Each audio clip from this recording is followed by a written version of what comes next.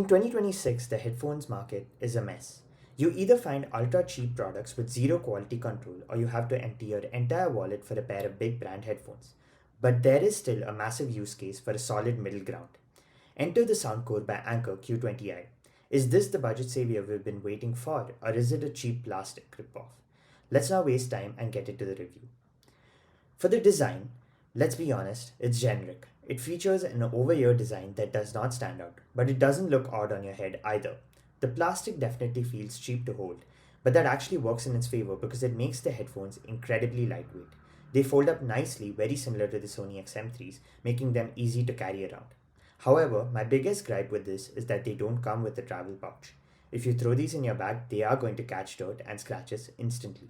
Overall, it's not a polarizing design, but it's nothing special either. For the design, I'd give it a 7 out of 10. Moving on to the comfort. The comfort is where the Q20i's surprised me. These headphones are very comfortable. Because of their lightweight build, the clamping pressure is minimal. I've noticed that when working with extended periods or extended workloads, my ears don't heat up as much as they do with other headphones in this price range. The headband is soft and the quality is acceptable. I do wish that the ear cups were slightly bigger though, but considering the budget, the comfort is easily the standout feature here.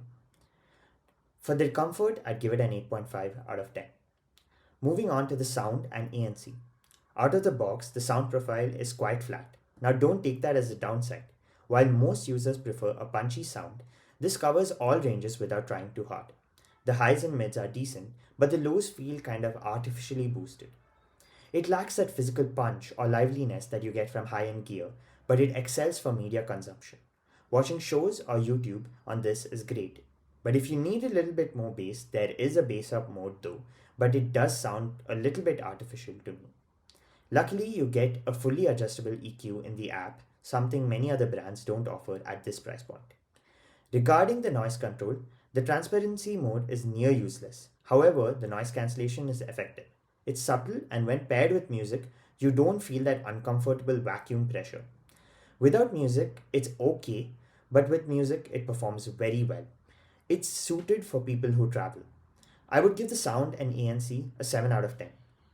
Let's talk about the battery life. I haven't even managed to kill the battery in one sitting yet. The life on these are insane. Nearly 50 hours of playback with ANC is no joke. You could easily go a single work week without charging them. It takes about 2 hours to fully charge, which is a bit long, but considering how rarely you have to do it, I don't mind it. If you're too lazy to charge your devices every day, consider this as your best option. Plus, if the battery does die, you can plug it in the aux cable and keep going. For the battery life, I'd give it an 8. Now let's talk about the controls of these headphones. This is one of the weak points of this headphone. The controls are not intuitive. While everything can be controlled on the headset, the buttons are placed too close to each other, and they feel exactly the same.